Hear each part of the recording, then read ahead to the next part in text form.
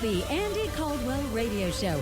Andy is a government watchdog, business and traditional values advocate, and on this show, he interviews leaders and scholars on a variety of local, state, and national issues. Andy Caldwell's on vacation today. I'm Richard Quandt, and I'm here in studio with Olivia Gonzales. We're here from the Grower Shipper Association in Santa Maria. We're talking agriculture today here on a Friday.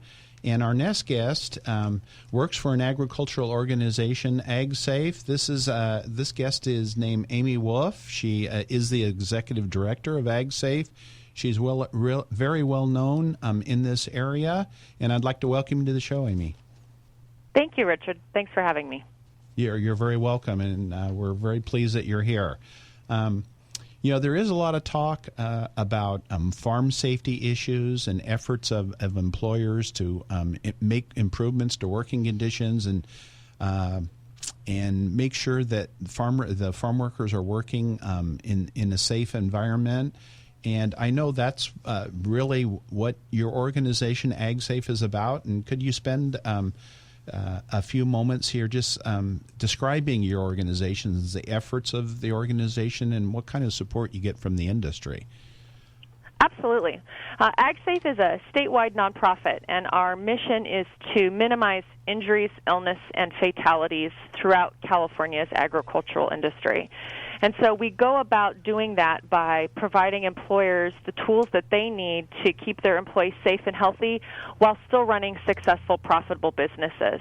A number of employers look at the issue of employee safety, not that their desire isn't to keep their employees safe, but the regulatory burden and the cost of that regulatory burden in terms of how the state is deemed employees need to be kept safe can become an expensive task. And so we work really hard to ensure that cost isn't a factor that prevents employers from going beyond doing the right thing, because we're not talking about doing the right thing. Employers want to take care of their people. They want to keep their people healthy and safe. But the issues with regards to the regulatory component and compliance and most importantly, the paperwork side of the equation.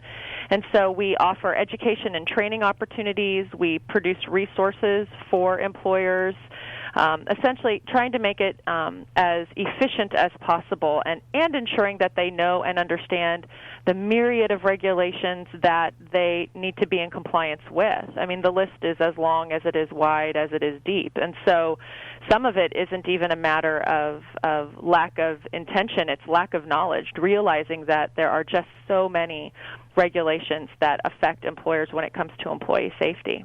This seems to be a reoccurring theme today where we're all talking about labor this afternoon, and we just got off the phone with Bryan Little over at Fells, and we're talking about labor issues with him, and it's kind of the same story. The regulatory burden is so hard to navigate that it's really a deterrent when really, as you're saying, these people are interested in keeping their employees safe, and they shouldn't be deterred from doing that because they have regulations that are so hard to even just be able to understand in the first place and then also to implement. And just to give people some background here, we actually have one of our board members that is president of the AgSafe organization, and so we definitely support AgSafe in this area, and we really believe in what your organization is doing. And maybe you can talk about some of the things that you've done in your tenure as the executive director there. I know Richard was telling me earlier today that you've really had a push for getting your materials and your tools, as you say, into Spanish as well as English, which sounds like a fantastic idea. Well, the Santa Maria community has been exceptional in terms of not only their support of AgSafe, but just as a whole being a very proactive, best management practices agricultural industry. It is true, our board president, A.J. Cisney with Rancho Guadalupe, is an ardent supporter, as is the entire Rancho Guadalupe family. But you also have a number of other individuals in Santa Maria who are either on our board of directors or have served on our board of directors in the past. and the growing community across the board, whether it's Driscoll's, whether it's Rancho Harvest. I mean, just the entire growing community in Santa Maria has supported AgSafe and been very receptive to to the materials that we produce, the trainings that we produce. A great case in point, AgSafe offers a certificate program. It's the California Agricultural Safety Certificate Program. It's a 15-hour course that is really meant for that new safety employee, whether it's a frontline supervisor or a crew leader or that individual who perhaps came from the human resources side of the business and is now responsible for safety. And this 15-hour program offers them that foundation education that you need to really get your head around what agricultural safety looks like, not only from the laws and the regulatory standpoint, but how do you implement some of the most fundamental safety components like an injury and illness prevention program? How do you go about the process of learning to identify hazards within your business and correct them?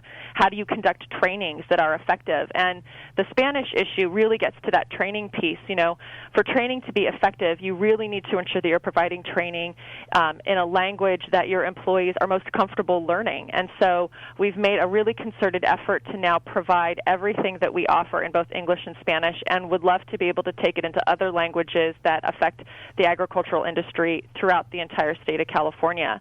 And a great example of Santa Maria's support is, for the past year and a half, Betaravia Farms and Bonapac have always hosted our training events over at their facility and have sent a number of their employees as well. So, Santa Maria is really, if I could clone your community and take you around the state, I absolutely would, because you get it, you support it, and you really encourage your peers. I look at other, growers talking to growers and telling them the importance of educating their workers. The certificate program is a really easy, effective way to get your front-level managers knowledgeable about the issues and really doing it in a tangible, practical, hands-on sort of way. That's one of the things that AgSafe for the past 20 years has really pushed, and that is it's not academic in nature, it's not regulatory in nature, so it's not 100 pages long. It's really hands-on, practical tools, practical education, and so a lot of our education is provided by practitioners. Case in point, we've got experienced personnel in Santa Maria who are willing to come and help us teach these programs. They volunteer their time. We are a nonprofit, so we're very thrifty. We use our donors' resources wisely. But there is just the value of having a safety practitioner teach new safety practitioners is just so much more substantive and meaningful than having someone from an outside entity come in and talk about it when they haven't had that firsthand experience. Employee safety, it makes such good sense for an employer to practice safety and reduce lost time and eliminate injuries among the employees. These injuries are very costly, both in terms of to the employees, but they also are very costly to the employers. And there's usually some kind of a workers' comp proceeding associated with a workplace injury. There can be fines issued by some of the regulatory agencies and so forth. There's lost time issues. It interrupts production. And so there clearly are a number of business reasons that employers that cause employers to take employee safety very seriously and try to safeguard the employees that are working for them. All right. Well, while we're on the topic, real quick before we take a break here, there will be a heat illness prevention training that is going to be free on Wednesday, May 25th at the Santa Maria Terrace, and that's 1405 East Main. And there is a 10 o'clock session in English and a 1 p.m. session in Spanish, and that's being put on by Cal OSHA. And again, that is a free heat illness prevention training, and you're welcome to contact the association for more information. So we're going to come back with Amy in just a second here, and stay with us.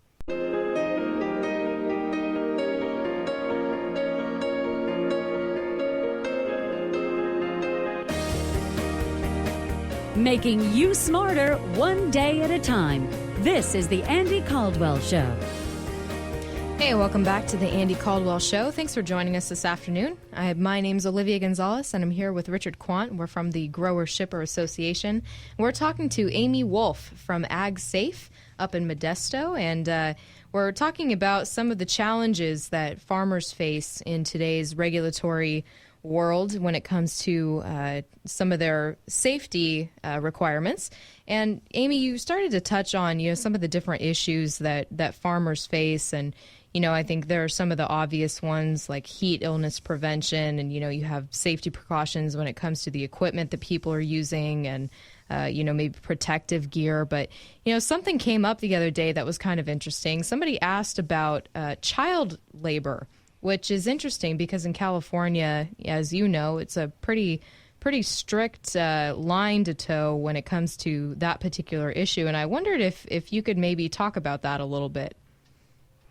Absolutely. Child labor is, probably an image that most people, at some point or another conjure up in association with agriculture because it's very much a familial industry. And so you've got folks who share that, when they were kids, they worked out in the field, their dad had them out, teaching them that work ethic at a young age. But the state has taken child labor very seriously. And, in the state of California, the regulatory conditions note that agriculture can not work children more than 4 hours per day, and they're not to be placed in hazardous occupations. And by and large, I would say that our industry is exceptional at adhering to this standard. But that's, not to say that you still don't have instances where families are still trying to teach kids that great work ethic, and not that we would ever hate for that to be the case. But California has gone above and beyond, and our industry has gone along with it to ensure that kids aren't put in harm's way. And so that 4 hour per day work rule and not being placed in hazardous conditions is strictly adhered to. And part of how we're able to, ensure the safety of our children is through the documentation process. And that was a point that I wanted to make a note of relative to any of the standards that our industry is in compliance with regards to employee safety. And it is that we write it down. And in writing it down, you ensure that you provide evidence of your compliance. And where people tend to see issues is when they fail to document. We tell folks when we train them that if you didn't document it, it didn't happen. And you can have the best intentions in the world, and, the vast majority of our industry has those best intentions. They want to keep their people safe. But if they don't document, if they don't make record of when they provided training, if they don't keep records that employees have acknowledged receiving training and have received safety protocol, then the regulatory agencies don't care. So documentation is really, if you had to distill it to one essential takeaway message, it's when you're doing what you're doing and we know you're doing the right thing, if you don't write it down, it's almost as if it didn't happen. Yeah, that seems to be permeating a lot of different areas of the industry at this point, whether you're talking about water quality or air quality or safety or even food safety. That's really what it's come down to, as you say. That seems to be the key. Is these people are not. It's almost that they're not giving themselves enough credit, because a lot of these people, or the majority of these people, are doing things the right way, and it's simply a matter of doing that cleanup work and making sure that the paperwork is reflecting that effort. So, in terms of the child labor, something that's maybe a little more obscure. What are some of the issues that you would say are some of the most prevalent issues, and maybe what are some of the things that are going to be a focus in the future in the realm of ag safety? Well, we've actually, AgSafe has worked with, believe it or not, our friends at Cal OSHA. I know for some people that might seem like an oxymoron, but one of the benefits of our nonprofit is that because we're a nonprofit, we've been able to develop very positive working relationships with state and federal agencies. AgSafe does not get involved in the political realm whatsoever. We don't lobby. We don't take positions on candidates or positions. And by being that neutral party, it has allowed us to develop very strong positive working relationships with agencies. And so reaching out to our friends at Cal OSHA from the AgSafe perspective, we've sat down and identified the 7 most commonly occurring safety violations and really focusing our efforts on providing those additional resources, that additional training on the 7 most commonly occurring.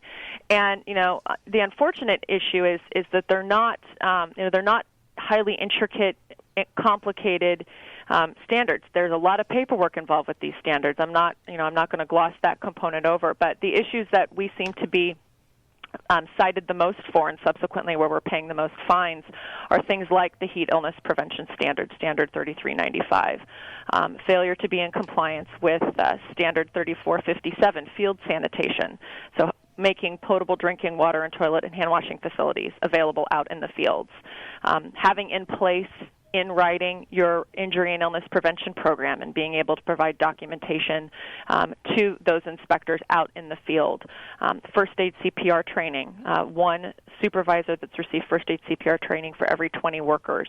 So it's pretty fundamental safety 101 components.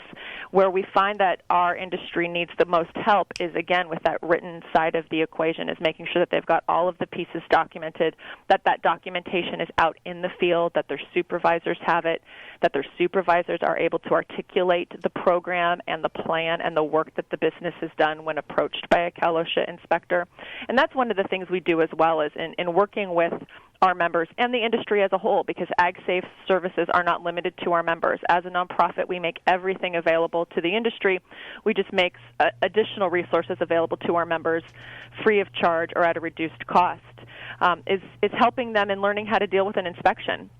And so we conduct trainings that are about any kind of inspection. I don't care if it's Cal OSHA, if it's ICE, if it's EEC, but just learning the same basic protocol to have in place when somebody comes onto your operation and assisting you with how to ensure that your employees communicate effectively the positive steps that you've taken. In terms of the future, I think we're definitely going to see continued enforcement and continued attention placed on heat illness prevention. This year the weather's doing funny things, but we all know the heat is coming. Might be a little bit later than sooner, but heat illness prevention is definitely going to continue to be a priority. And I would imagine as it gets warmer, we're going to be looking at additional components relative to the heat illness standard. There were some changes made to it last November, and so ensuring that producers know what those changes are is critical. And looking at components of the heat illness standard, like emergency preparedness, ensuring that you have shade for 25% of your workforce, ensuring that you've got water available. So it's nothing new at this point, but it's going to be a continued push by the state to ensure that we're in compliance and in compliance with the latest components of the standard. So it sounds like you've had a really positive reaction from the industry as a whole in terms of, the amount of participation you've had within your organization. Most definitely. I think anytime you've got an organization who is out there to help the employer, because ultimately it goes back to this concept. We know employers want to keep their workers safe, but so many times the approach is focused on the employee and not getting to the cause. We tackle effect, but we're not talking about cause. And cause is, how do we help employers be efficient, be streamlined, recognizing the cost associated with this, and really just giving employers the extra set of hands and the extra set of resources that they need to do what they want to do. So often, mainstream media portrays our industry as sinister, and that we're focused on the dollar and we're focused on the business and we're just cold-hearted and we don't care about our workforce. And I have yet to meet someone in agriculture where that's the case. We are a caring, again, we're a familial industry. We care about our workers. Sometimes it's really a function of just helping people figure out how to deal with the paperwork. And so the reception has been phenomenal, because it's one more set of hands helping them figure out how to skin the cat, how to tackle the paperwork, and ultimately helping them do what they want to do in the first place. Well, I think I speak for the majority of our industry when I say thank you very much for all of the work that you do. It definitely makes our jobs at Grower Shipper easier. I know that for sure. We definitely appreciate the collaboration, and thank you so much for coming on today. Thank you, Amy, for the kind words associated with Santa Maria as well, and the efforts that we make. Absolutely. Yes. Well, it's a fabulous community, and we've enjoyed our working partnership with Grower Shipper and look forward to doing many more great things for agriculture together. Oh, us too. Thank you. All right. Thank you. We'll be back in just a bit with Senator Sam Blakeslee.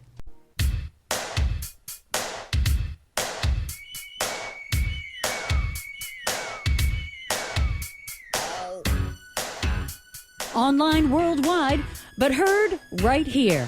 This is the Andy Caldwell Show. All right, welcome back to the Andy Caldwell Show. My name's Olivia Gonzales, and I'm here with Richard Quandt. We are from the Grower Shipper Association. And speaking of Blakeslee and Blakeslee, we have Senator Sam Blakeslee on the line to talk to us about the current card check legislation that's going on in California. Good afternoon, Sam. Well, good afternoon, Olivia. Richard, how you all doing? We're doing fine down here. fantastic. We just finished up a great veterans event up here in San Luis Obispo down at Mitchell Park. It was a glorious day. I think we had about 350 people recognizing veterans. So I have to say I'm just feeling great. Nothing more inspiring than hearing those stories about service. That's excellent. Richard is himself a veteran, and I know he greatly appreciates your efforts on that front. And I think, are you doing something next weekend also? I'll be out and about next weekend also. It's pretty much, this is sort of that special time of recognition. We're also running a bill to name a certain portion of Highway 1 for our Vietnam vets, which provides, I think, again, an important reminder about the service. There have been very many important conflicts that, turned out in different ways, but what's the same for all of them is the dedication of the people who stepped up and answered, the call when the nation needed them. And that's what we want to make sure people remember. Yeah, that was my war, Senator Blakeslee. Oh, is that right? And frankly, I think some of us Vietnam veterans feel that we weren't treated very well when we came home from that war. You're exactly right. And so we appreciate, the efforts that I think a lot of people are making to, make that right and, express some appreciation for the sacrifices that were made by those veterans.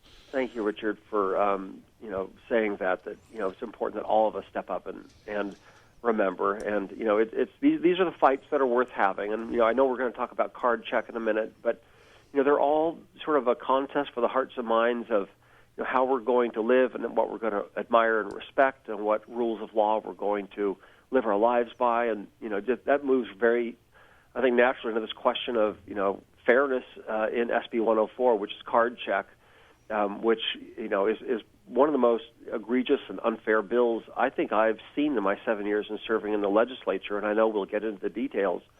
But, as a people, I think it's just really important that there be certain standards of fairness and respect by which, we conduct ourselves, and whether that's true, just across the spectrum, whether it's respect for veterans or respect for the principles of fairness. I think we should be all fighting for that same thing. And sadly, we're now facing the potential application of a bill which will be one of the most unfair exercises of raw power by one side that I've seen in my tenure. Well, maybe you can elaborate a little bit on that, Senator, Sure. and talk about what is card check for the folks out there that don't necessarily know exactly what it is. And Sure. Well, there was a great, fight in this nation back in the 30s and the 40s on the issue of unionization. And there was a unionization movement, and, frankly, there was a big fight by business owners to try and stop unionization. And ultimately, both the federal government and the California government stepped in and created basic rules of fairness so that one side couldn't monopolize or control the discussion, but the workers would have a fair chance to make a decision, to hear all the arguments, and then to vote on whether or not they wanted to unionize, and do it in a context where they weren't subject to undue pressure from either those who were the owners of the company or those who were the bosses of the union. And that's been the way we've conducted ourselves now for these many decades ever since then. And what's happened, interestingly, is there's been an evolution. Unionization in the private sector in the 50s rose to about 35%. 1 in 3 workers were unionized. And with globalization, we've seen a dramatic, I think, change in those numbers. People now are much more mobile. There are very few companies that sit down and unionize and have their entire workforce in place for the rest of their lives. Those businesses have largely gone out of business. And what we have now, whether we like it or not, is a fairly nimble workforce, which may move a few times during the course of their career, and businesses which evolve and move and change. And there are very few of these big behemoths like we used to have years ago. And as a result, because standards have increased in terms of worker safety, and as I said, the marketplace has changed, the number of people who are unionized has fallen from a high of about 35% in the 50s to a low right now of about 7 or 8% in the private sector. Now, of course, in the public sector, for example, in California, it's virtually 100% unionized. But in the private sector, only about 7 or 8%. Well, that produced a dilemma for the unions. They were having an increasingly difficult time convincing people that they should unionize, because oftentimes with unionization comes less flexibility. The business becomes less competitive. The business begins to struggle, suffer, and sometimes shrink. And we've seen in many instances businesses can go out of business if they don't have sufficient flexibility with their workforce, or if they have a pension and health care benefits that are so high the business is no longer competitive. So the unions have been struggling with this fundamental question: what do we do? Since the workers are smart. They go in, and when they vote no, because they really kind of want to keep their jobs, and they don't want their business to go under. And on the other side of the ledger, the businesses are being a whole lot smarter about providing a better work environment, and we're seeing much more flexibility and quality of life in many employment circumstances. Well, the answer was, let's change the methodology whereby people are unionized. And as you remember, as I said, the prior laws of the land were that there would be a secret ballot, an election, where people would go behind a curtain and they would vote their conscience, and they could vote either yes to unionize, or they could check the box that said, no, we choose not to unionize. And this methodology has worked remarkably well. Well, now there's a new bill that has passed the legislature, SB 104, which would, for all practical purposes, eliminate the secret ballot by instead having what's known as a card check, which simply means that union organizers, rather than being part of an election, can go to the various workers with a little 3x5 card and ask them to sign it. They can go to their home and ask them to sign it. They could show up with all their buddies and form a circle around them and say, hey, don't you want to support us and sign it? It creates an environment where the unions have enormous opportunity to intimidate, coerce, and put pressure on people to make a decision without that decision being made in privacy, because the signing of that card is not done in private. It's done right there with the union boss sitting across the table from them, and a union boss who may very well be very influential in their future career at that organization. So this is the change which is so shocking to so many. Because there is no such similar card check or simply, gathering 50% of the cards to decertify a union. It's only to create a union. And, of course, the fines now for the employer doing anything that could potentially be inferred as interfering with that process have now gone up to $20,000. And any failure to promptly provide all the information that's demanded is a fee or a fine of $10,000 per day. So it is a rather extraordinary bill. And you'll remember Cesar Chavez, who led the fight for the passage of the Ag Labor Relations Act in 1975, said that the moral high ground back then was to make sure workers would have a secret election where they could vote their conscience without intimidation or pressure from the employer. And that was the big breakthrough, that there would be no intimidation from the employer or, frankly, from the union. Well, all of that is about to change in California, and it's going to have enormous impacts both here and across the nation. The cornerstone of the original Agricultural Labor Relations Act was secret ballot elections. It was that the workers could select representatives of their own choosing. Right. And the notion was the most effective way of guaranteeing that right to the workers is through a secret ballot election, just like people select elected representatives of their own choosing. You do that through a secret ballot election, not through some sort of card check process. And it's very disheartening to see one of the cornerstones of that act that actually is a right that farm workers were provided. It's very disheartening to see organized labor and the California legislature, abandon that concept and pass this so-called card check bill. Well, it is the holy grail of union organizers across the country, and there was a big push to pass legislation like this in Washington. I think it was 2008, and in fact, it passed out of the House of Representatives on a vote of 241 to 185, and Barack Obama promised he would sign it. The legislation then stalled and failed in the Senate, and the discussion moved on to health care, and all the oxygen came out of the room on this union question. or union organization question. But those who have wanted this and fought for it nationally are now watching California as the real bellwether. And their feeling is, although they weren't successful in Washington, although they came so close, it's their opinion that if they can win this critical piece of legislation in California, which has 12% of the nation's workers and a much higher percentage of the nation's agricultural workers, they can then start that drive across the nation to pick up other states and get the momentum going yet again. And you might ask, why would this be so important? The average worker pays about 2% of their salary out of to union dues. So we're talking about enormous sums of money at play for these unions if they can organize millions and millions of new workers through this new system of coercing people to sign up. Thank you, Senator Blakeslee. We're going to have to take go to a short break here, but stay tuned. We'll return in just a few minutes with Senator Sam Blakeslee.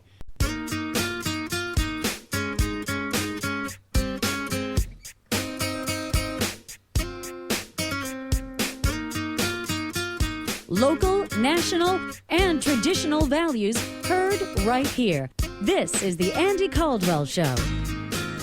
Welcome back. This is Olivia Gonzales with Richard Quandt of the Grower Shipper Association. We are speaking with Senator Sam Blakeslee about the card check bill, which is on its way to the governor's desk as we speak, and talking about how egregious this bill really is. And Sam, I wondered if you could comment on something that I've noticed has kind of been a bone of contention with a lot of people, and that's the fact that Governor Brown was the original governor that was working with Cesar Chavez to originally set up those fair standards that you talked about earlier. So what is your thinking as far as, almost the blatant hypocrisy of now having this bill coming to his desk again and the potential for him to sign it? Well, you're exactly right, Olivia. In 1975, Governor Brown did sign the original Ag Labor Relations Act, which established the fair rules and protocols for unionization, including the protections of workers who choose to unionize and to ensure there weren't abuses during the voting process. The bill, which passed both houses of the legislature, is now being held by the legislature and is going to be sent to the governor at some point undetermined in the probably near future. Once the bill gets to the governor's desk, he has 12 days to sign it or veto it. And our concern, of course, is the longer this goes, the more likely it is that it'll go to the governor's desk and be signed with 200 or 300 other bills in a big flurry of legislative signing when other high-profile bills will be talked about by the press, and Brown will be able to quietly sign it, have it go into law, and not, in fact, receive the kind of feedback he probably should be receiving from newspapers. And I think you'll be interested to know that most newspapers who have looked at this issue, although they're hardly the bastions of conservative thought in California, have identified this as a very troubling bill. Having said that, this governor got elected in large part with union help, and he's made it very clear he feels he has a certain feels he has a debt to repay. Whether or not he's going to sign this or not, I think, is due in part to whether or not people begin writing letters and calling and providing their input to him that this is troubling and of concern. So it is troubling that we're so close to having something this major change in California. This is the governor that also unionized all public sector employees when he was in office. So he's very comfortable in making these sweeping changes, which have impacts literally for decades and decades afterward. And I'm just hoping that people who are listening to this will take a little bit of time to maybe go online and read about it themselves, form their own opinion, and if they, share this concern, dash off a note or send an email to Governor Brown and just let him know that this is not the right thing to do, and certainly in the middle of a great recession, the Great Recession, we can scarcely afford to lose more jobs in California. Absolutely, and that communication is key. And for anybody that is interested in this from an agricultural perspective, there is a program called Farm Team that has some talking points on this issue. As Senator Blakeslee said, if you want to get educated on the issue, I highly recommend looking into that service. It's an email service that will send it to your representatives automatically, and it's really pretty slick and is definitely a very useful tool in situations like this. So, Senator, what are some of the far-reaching ramifications? Well, first of all, agriculture is so important in California, and we are holding on by our fingernails. Everyone knows that we are the most regulated state in the nation, and that whether it's labor issues or whether it's pesticide issues, safety issues, environmental issues, runoff issues, anything that virtually comes to your mind is heavily regulated in California. So the notion of adding yet another burden onto agriculture, which is to essentially overnight unionize everyone who works on a farm, has tremendous ramifications, whether you're growing grapes or almonds, whether you're harvesting leafy vegetables or berries. You're going to find yourself in a very difficult situation, not only with the likelihood that you're going to be faced with very expensive future labor conflicts and litigation and costs that may do nothing to bring your product to market, but you're going to find yourself working with a much less flexible workforce in an industry which needs tremendous flexibility to deal with the seasonality and the migratory nature of where the jobs are located. So first and foremost it will be a very serious blow to the health of the agricultural industry in California, which is the backbone of our economy. But second, in terms of an impact, if you look at those who are opposed to this bill, it's not just the agricultural community. You find the hotel industry has grave reservations that have signed up to express their concerns. The restaurant association, virtually every major sector, housekeeping, go down the list of activities that could potentially be unionized almost automatically and overnight if this becomes the law of the land for agriculture. And those organizations are stepping up and saying, do not set this precedent, because this process will sweep all industries in California. And then the third concern is if, in fact, that occurs, then we can expect the dominoes to begin falling across the country, state by state by state, and ultimately we'll face this fight again in Washington. So it's hard, frankly, to overstate how important this is. And again, if this was simply a question of creating new rules that were fair on both sides, I have no bone to pick with the concept of unionization, and people who know me know that's exactly how I feel, and I vote to be on a very balanced way.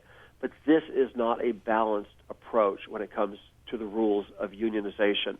And if this becomes the precedent, as I mentioned, those three areas of change could have tremendous impacts, not for improving the quality of life for America's workers, but for accelerating the departure of jobs to places like China, which is growing at a just extraordinary pace already. Yeah, I just wish, Senator, that more people could experience the secret ballot election that's conducted by the Agricultural Labor Relations Board. I've represented employers in probably 40 to 50 of those elections, and it's actually democracy in action. It's almost like the program Survivor, where the workers all vote. They vote in secret ballot, and then they take the ballot box, they open it up, and they tally the ballots one by one in front of the employees. And oftentimes, it's not about union or no union. Most elections, you'll have 2 or 3 unions competing in no union. And when the workers see that the majority of the workers have selected, either one union or no union, and they understand that that's the will of the workers, and it's democracy in action, there's some finality and some certainty to that decision, and it helps labor relations on the farm move forward, because everybody feels there's been a fair process and the workers have selected their representative themselves. And throwing this notion out and undermining this whole, taking this right away from the farm workers is so is something that I think is so negative that I would hope Governor Brown would recognize his involvement in supporting secret ballot elections and would move forward and veto this bill on principle and not cave into labor organizations. And I would urge people in the community, including all the farmers, to send letters to the governor's office if you feel strongly about this and express those sentiments. Now, we have about a minute left here, Sam, so we'd like to give you the opportunity to send a final message out to all our listeners here. Thank you. I just want to echo what Rick said about the value of elections, the benefits that accrue. He talked about the fairness and the healthiness of the process. But think about elections and how they force people who run for office to really listen to what people want and be responsive. The same thing is true when you find elections for unions. The unions have to be more thoughtful about how they conduct themselves, what benefits they offer, demonstrate they bring value to the worker. The employer, when they're in those elections, have to provide at least a strong, compelling argument, their wages and worker environments, and if they provide housing or health care, those benefits are reasonable and appropriate for the industry. So the very process of an election forces both capital and labor, owners and unions, to come to the table and put their best foot forward and be on their best behavior and really perform. Once you have card check, all those incentives disappear. And we're going to see not only unfair decisions made, but we're going to see, I think, rife examples of abuse of power and less accountability. All right. Well, thank you so much, Senator Blakeslee, and please enjoy your weekend. And to all you listeners out there, thank you very much for tuning in. Thanks, guys. Take care.